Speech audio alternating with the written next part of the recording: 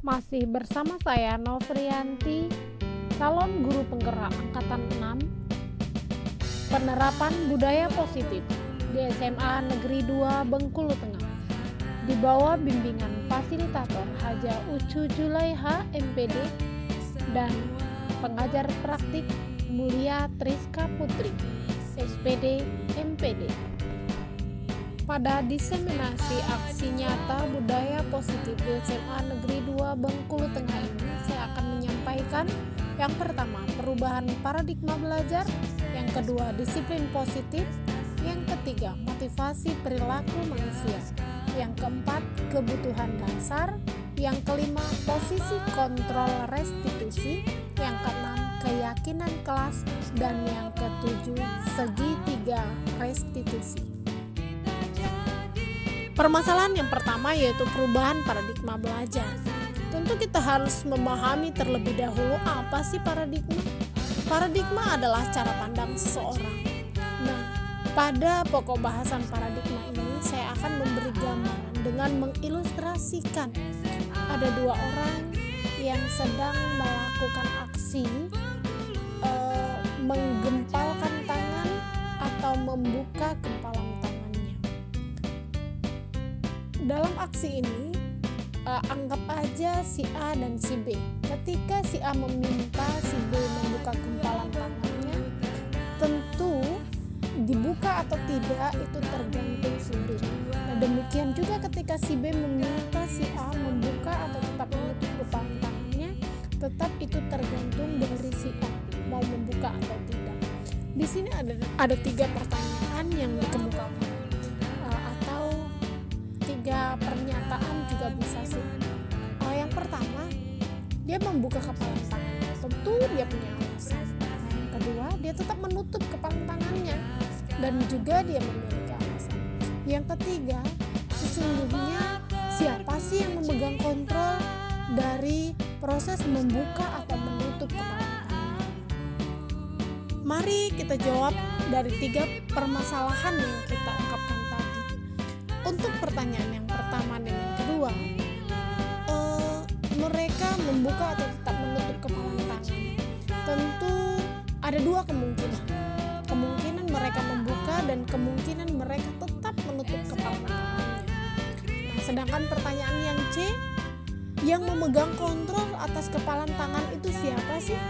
Nah, untuk yang memegang kontrol atas kepalan tangan kita tergantung pada diri kita masing-masing sesuai dengan kebutuhan dasar kita pada saat itu. Dari pernyataan halaman sebelumnya bahwa kontrol itu ada atau tergantung pada diri kita masing-masing. Dalam hal ini, Dr. William Glasser dalam teori kontrol akan meluruskan miskonsepsi tentang kontrol yang sebenarnya. Dalam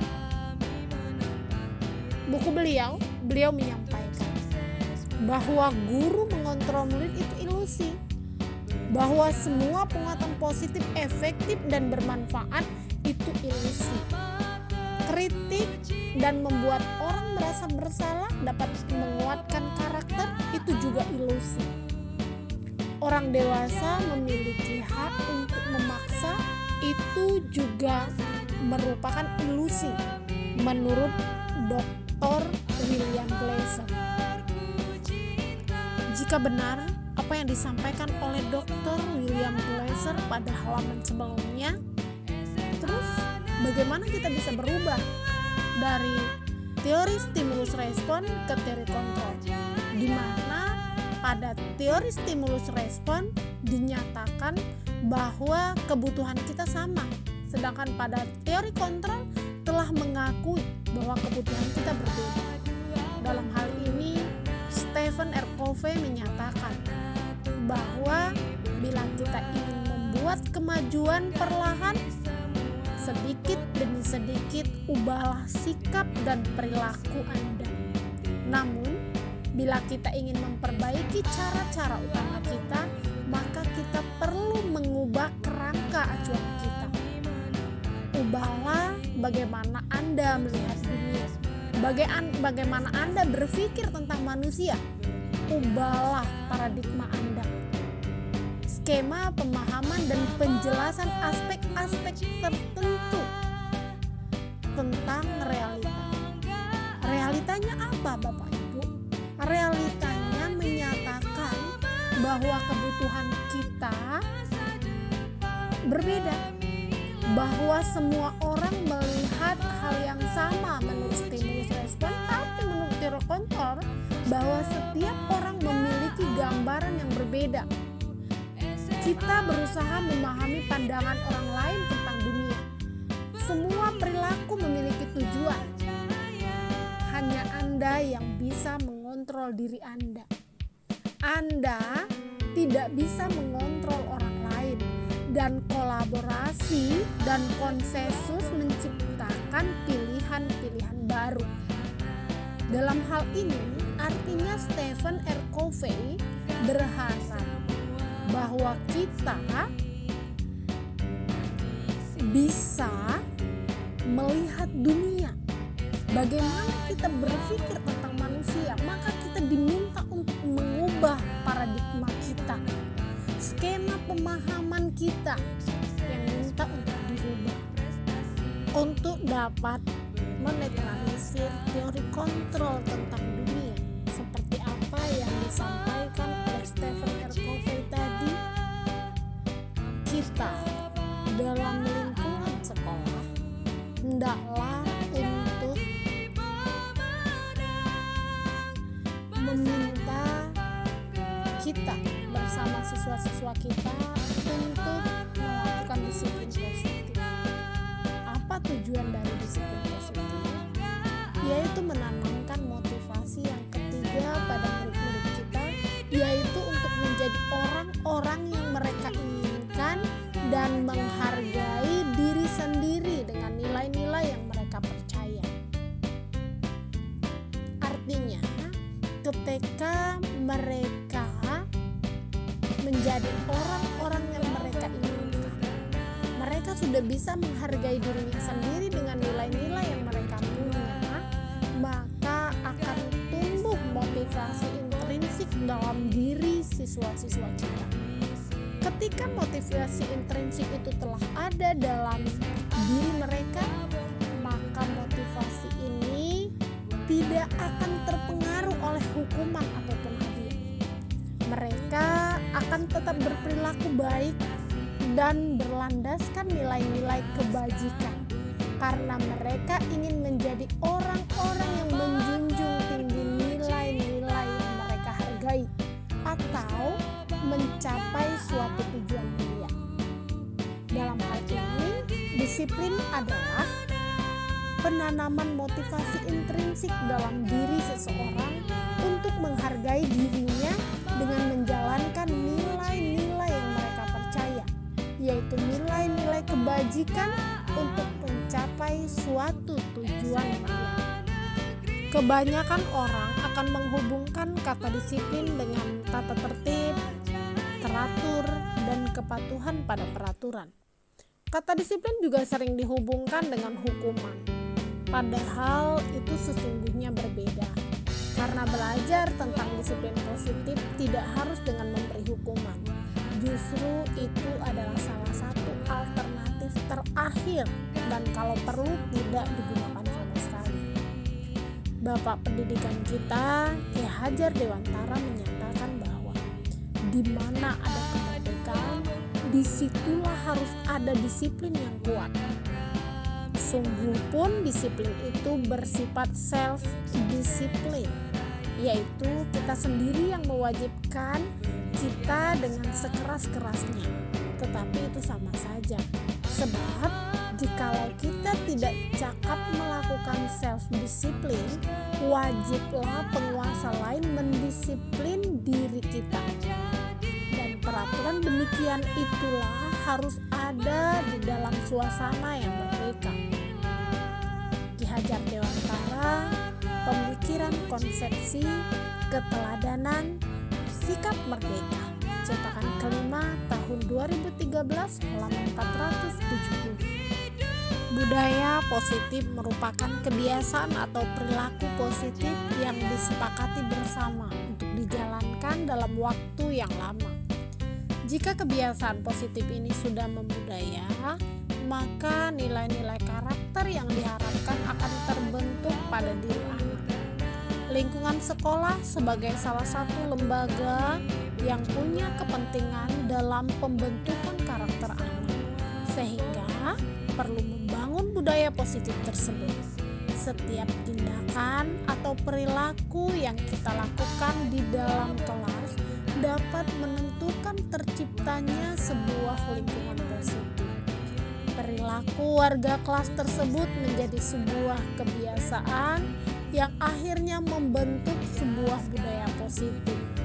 Untuk terbentuknya budaya positif, pertama-tama perlu diciptakan dan disepakati keyakinan-keyakinan atau prinsip-prinsip dasar bersama di antara para warga kelas.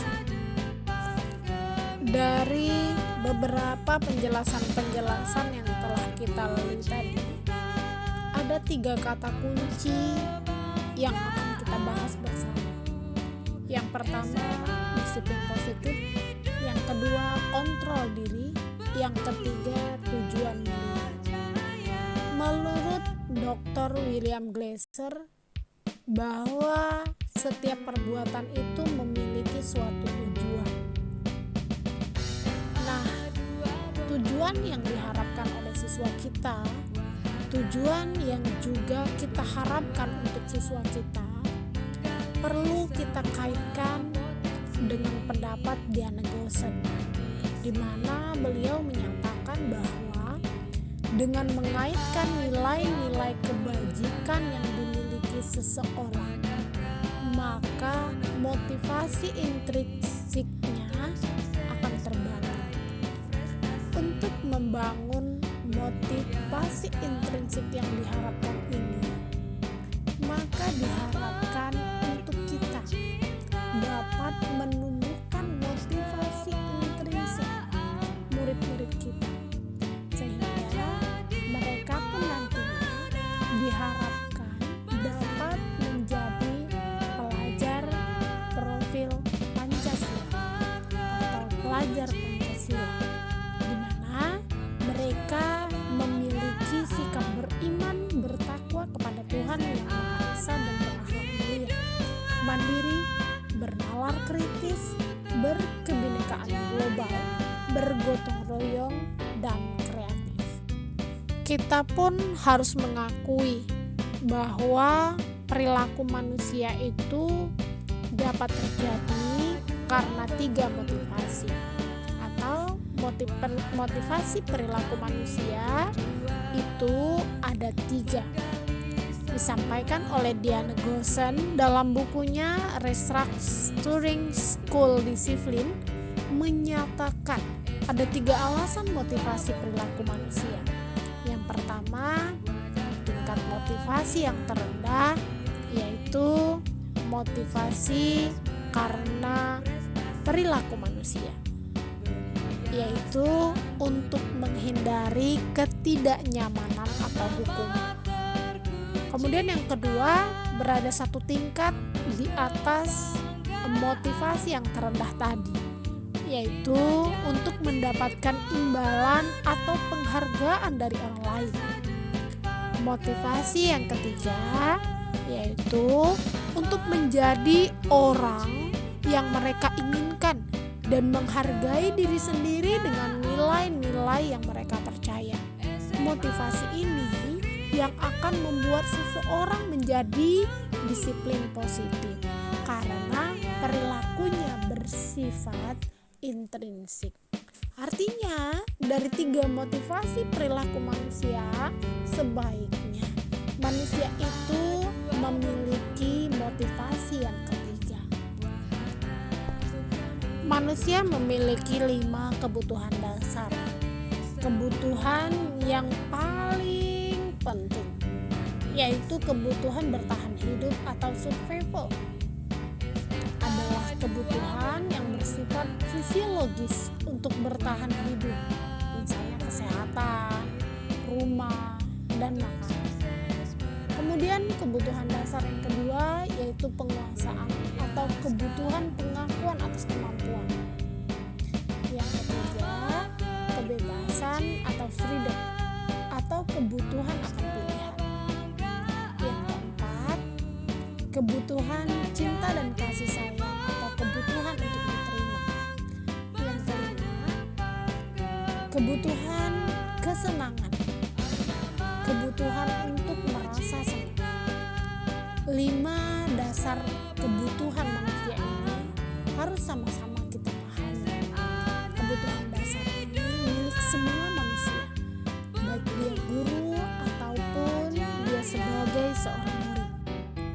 Menurut analisa saya, karena ingin mencapai 5 kebutuhan dasar tadi, sehingga posisi kita di sekolah kadang dilema untuk memahami kebutuhan dasar murid-murid kita, sehingga mereka nanti akan berperilaku berdasarkan atau efek dari kebutuhan dasar mereka, sehingga kita sebagai guru harus bisa memposisikan posisi kita. Nah, kita memiliki 5 posisi kontrol yang dinamakan dengan posisi kontrol restitusi.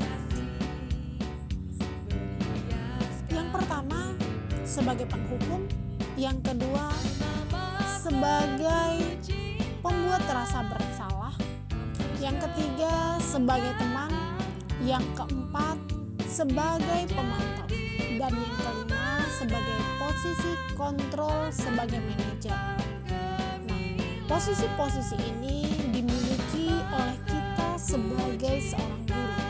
Nah, diharapkan kita sebagai seorang guru dapat menjadi posisi kontrol yang kelima, yaitu sebagai manajer. Mari kita dengarkan penyampaian video berikut.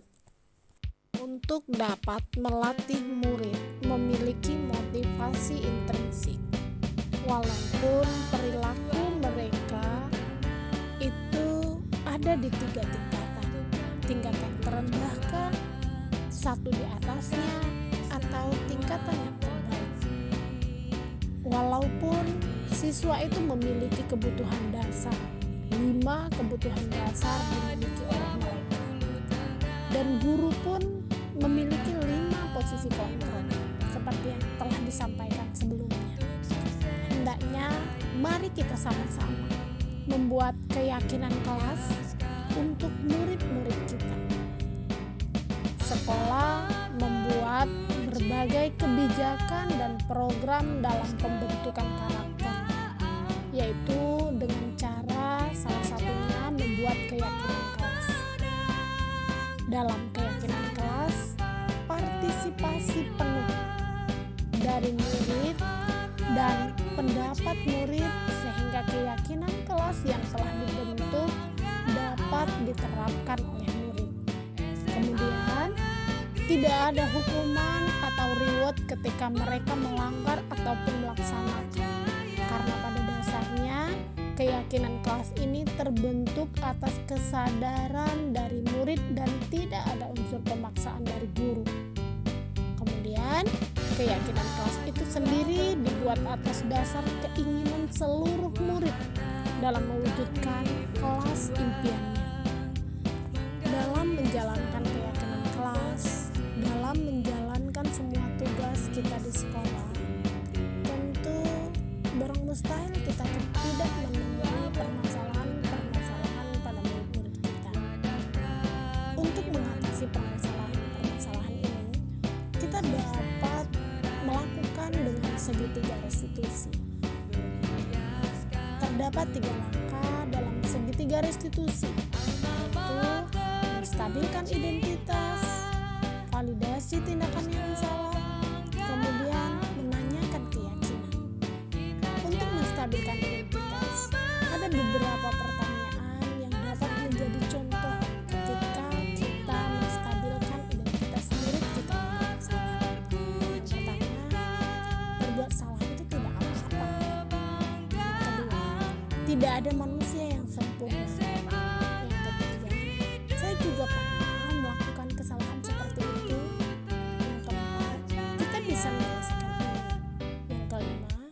Bapak Ibu tidak tertarik mencari siapa yang salah, tapi Bapak Ibu ingin mencari solusi dari permasalahan ini. Kamu berhak merasa begitu. Yang ketujuh, apakah kamu sedang menjadi teman yang baik buat diri sendiri? Setelah kita menstabilkan identitas murid kita lanjut kepada langkah yang kedua, yaitu kita memvalidasi tindakan yang salah. Untuk memvalidasi tindakan yang salah ini ada beberapa kalimat contoh yang dapat kita sampaikan kepada murid kita yang tentunya sesuai dengan permasalahan yang mereka hadapi. Pertanyaan pertama adalah, kamu bisa melakukan yang lebih buruk dari ini ya? Kamu pasti punya alasan mengapa melakukan hal ini. Kamu patut bangga pada dirimu sendiri karena kamu telah melindungi sesuatu yang penting buatmu. Kemudian ada juga atau pertanyaannya seperti ini, kamu boleh mempertahankan sikap, tapi kamu harus menggunakan sikap yang benar. Setelah kita memvalidasi tindakan yang salah, kemudian kita menanyakan keyakinan kepada murid kita. Bentuk pertanyaannya seperti apa? Yang pertama, apa yang kita percaya sebagai kelas atau keluarga? Yang kedua, apa nilai-nilai umum yang telah kita sepakati? Yang ketiga, apa bayangan kita tentang kelas yang ideal? Yang keempat, kamu mau jadi orang seperti apa? Kamu mau jadi orang seperti apa? Artinya, kita menyampaikan kalimat itu biar murid kita bisa berpikir mereka ingin jadi apa. Harapan dari segitiga restitusi ini adalah menumbuhkan keyakinan kepada siswa kita. Ketika mereka sudah memiliki keyakinan, ini akan menumbuhkan motivasi intrinsik. Artinya motivasinya bukan lagi dari orang lain, tapi dari dirinya sendiri.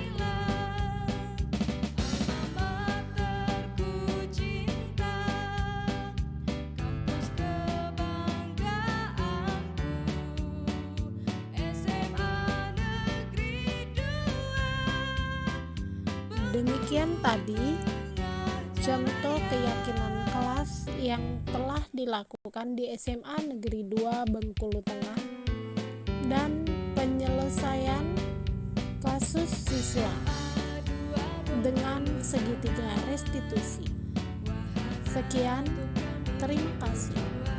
Salam dan bahagia dari saya, Novrianti, calon guru penggerak Angkatan 6.